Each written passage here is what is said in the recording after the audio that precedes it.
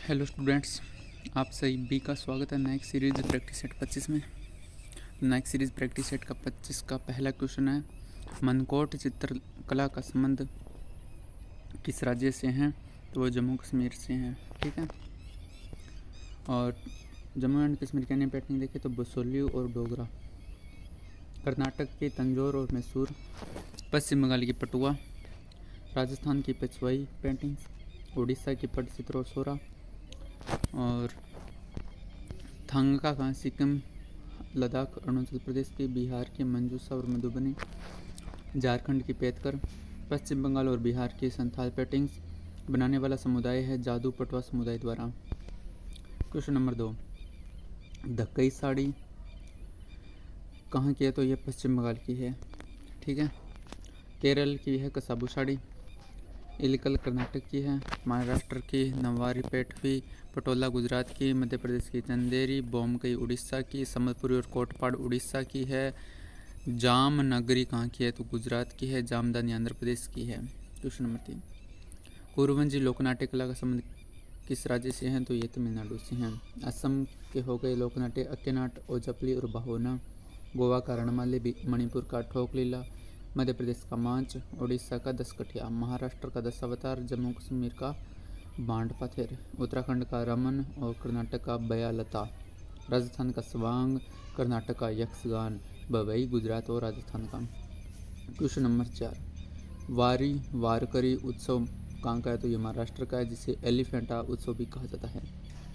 इसी प्रकार कर्नाटक में कंबाला दौड़ होती है, गोवा में सिमग्गा उत्सव होता है, आंध्र प्रदेश में ब्रह्मोत्सव, गोची हिमाचल प्रदेश का, रोहिणी झारखंड का, मियू आवलेंग नागालैंड का, पुथंडू तमिलनाडु का है, नरोपा जिसे हिमालय का कुंभ कहते हैं यह लद्दाख का है, और समक्का सरलम सज्जतारा यह तेलंगाना का है।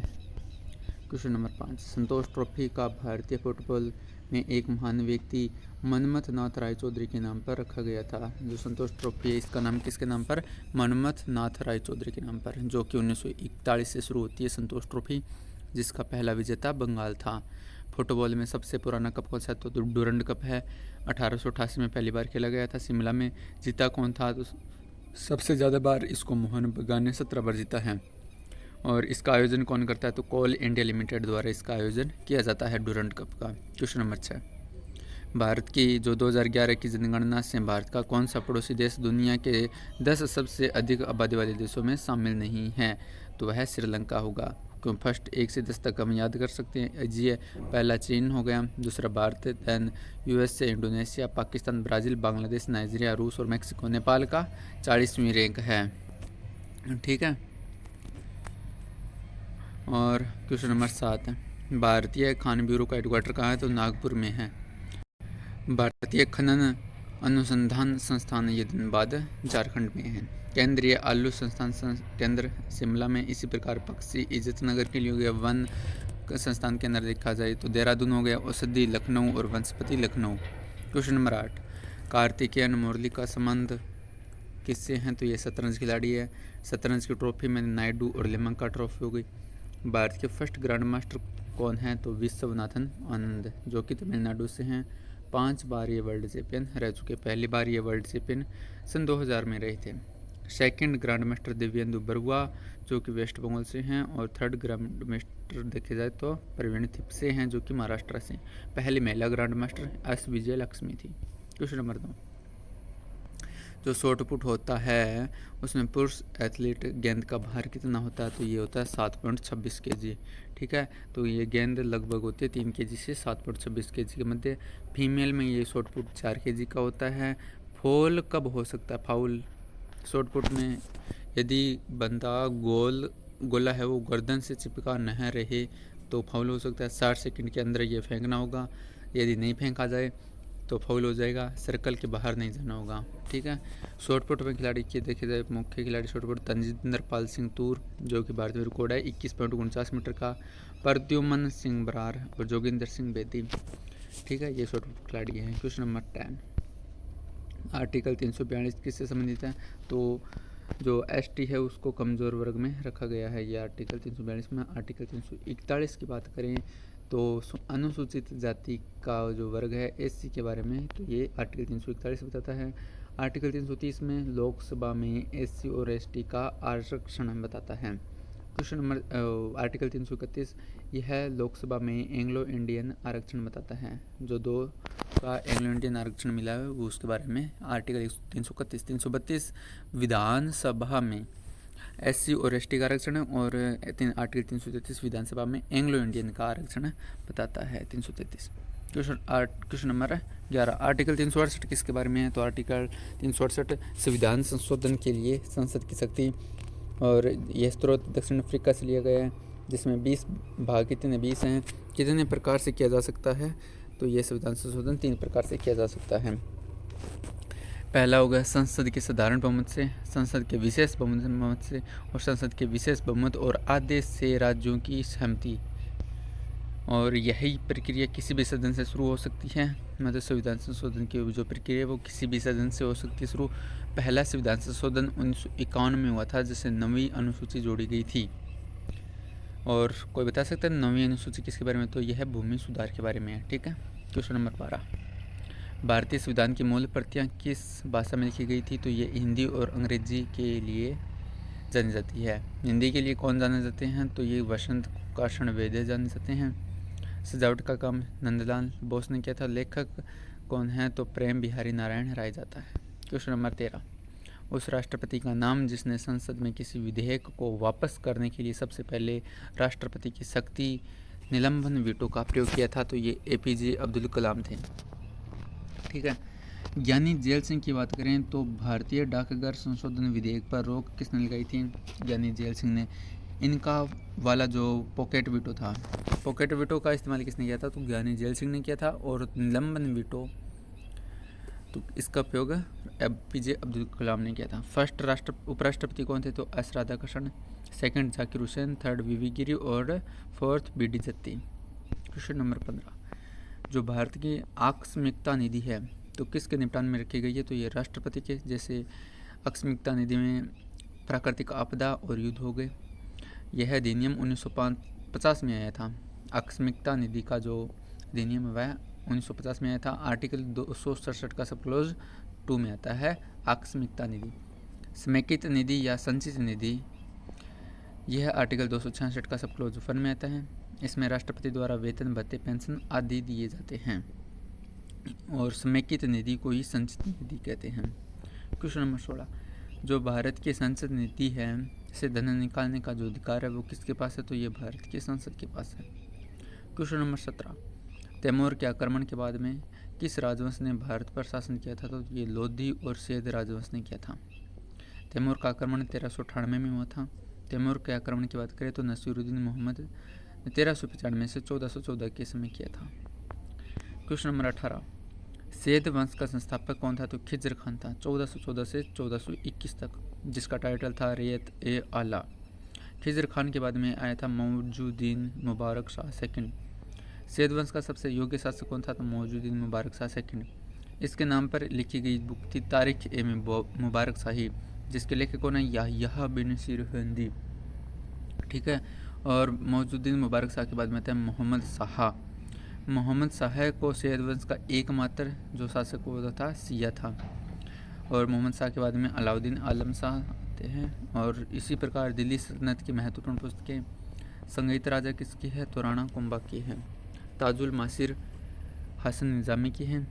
फतवा ए जहांगीरी जियादुद्दीन बर्नी की। तारिख ए यामिनी उतबी की। तबकात नसीरी मिनहाज उस सिराज की है।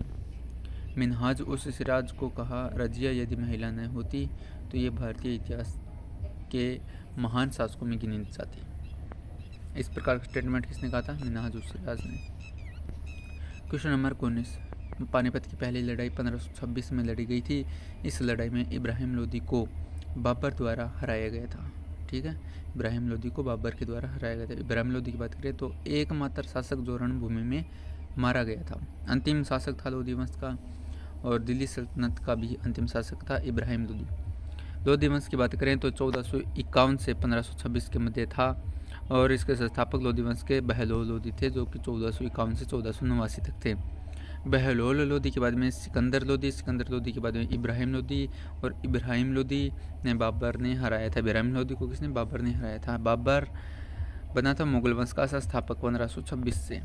ठीक है। बहलोल लोदी की बात करें तो दरी पर बैठकर शासन करता था बहलोल लोदी।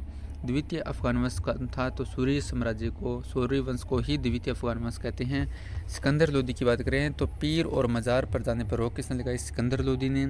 आगरा को 1504 में बसाया था सिकंदर लोदी ने, और आगरा को इसको राजधानी 1506 में बनाई थी।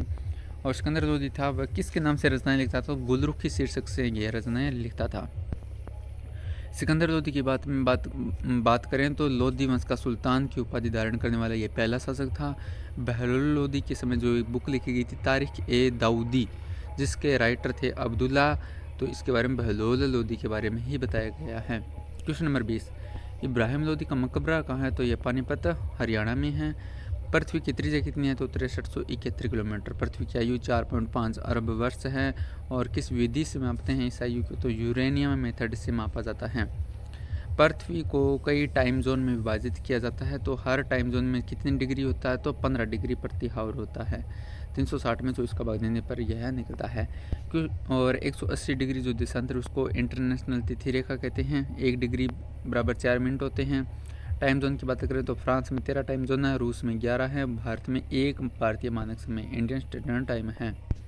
क्वेश्चन नंबर 23, जो 23,560 फीट की अधिकतम गहराई वाली हिंद महासागर में महासागरीय जो खाई है उसका नाम क्या है? तो जावा ग्रत है।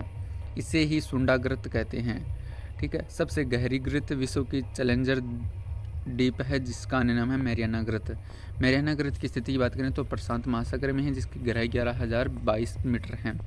माउंट एवरेस्ट की ऊंचाई 8848 मीटर है, यानी कि 11,022 में यदि 8848 जोड़ते हैं तो 19,870 यानी लगभग 20 किलोमीटर बनता है। तो पृथ्वी के सबसे ऊंचे बिंदु और सबसे गहरे बिंदु के बीच का अंतर कितना है? तो 20 किलोमीटर। टोंगा ग्रत की बात करें तो विश्व की दूसरी गहरी ग्रत कौन सी है? टोंगा ग्रत है, जिसकी स्थिति दक्षिण प्रशांत महासागर में है।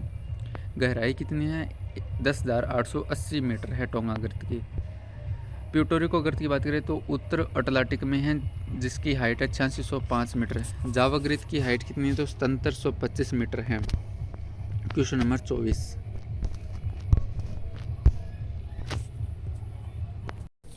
क्वेश्चन नंबर 24, राष्ट्रीय जो जलमार्ग फर्स्ट है वो कहाँ से कहाँ तक? तो हल्दिया से प्रयागराज।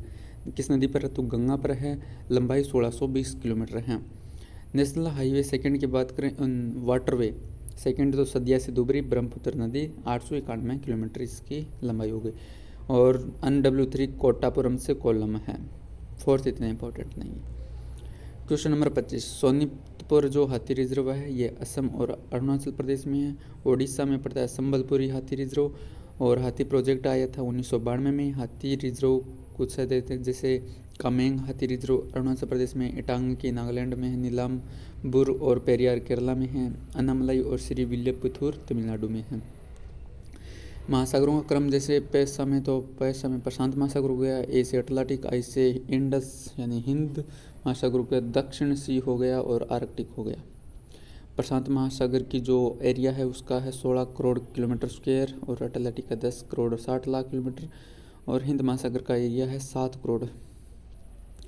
क्वेश्चन नंबर 27, भारत में जीडीपी की गणना का मंत्रालय कौन करता है? तो राष्ट्रीय सांख्यिकी कार्यालय NSO करता है।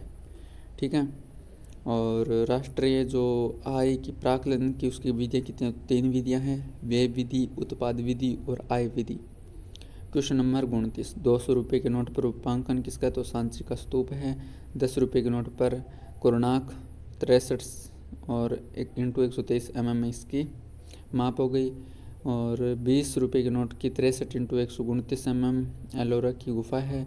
50 रुपये के नोट पर हैम्पी की है, जिसकी 66x135 mm ये लेंथ और ब्रीथ 100 mm में 66x142 और 200 रुपये में 66x146 mm और 500 रुपये में 66x150 और इस तरह पर उनका चिन्ह दिए हुए हैं।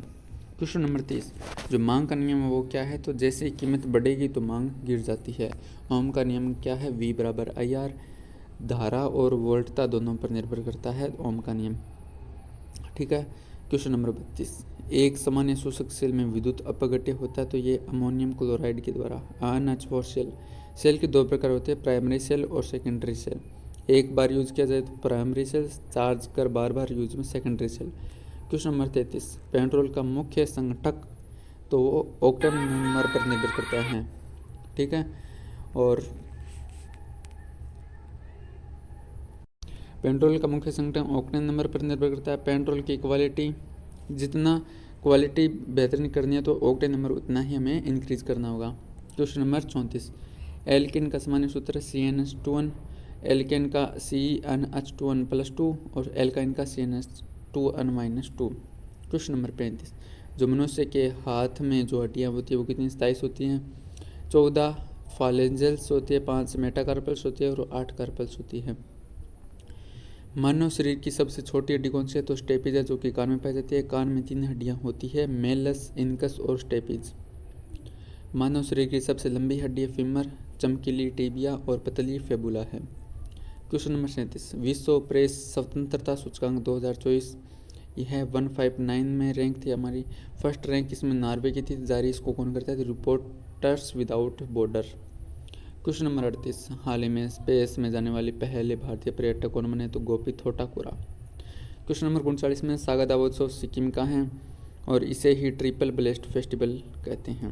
क्वेश्चन नंबर 40, हाल ही में भारत ने पहली एशियाई रिले चैंपियनशिप में कितने पदक जीते हैं? तो 3, 1 गोल्ड और 2 सिल्वर। पहली एशियाई जो रिले है उसका आयोजन बैंकॉक थाईलैंड में। और HW क्वेश्चन है, मिश्रित मैराथन रेस वॉक रिले स्पर्धा के लिए किस भारतीय जोड़ी ने पेरिस ओलंपिक 2024 के लिए क्वालिफाई किया है? तो अक्षदीप सिंह और प्रियंका गोस्वामी ने। और इसी के साथ हमारी 25 नंबर नाइक सीरीज़ की जो प्रैक्टिस सेट का रिवीजन था वो हमारा ये होता है यहाँ पर कंप्लीट, ठीक है। और कल से हम चालू कर देंगे एडवांस सेट फर्स्ट से नाइक सीरीज़ का, ठीक है। तो आज के लिए इतना ही। सभी को जय हिंद और सभी को धन्यवाद।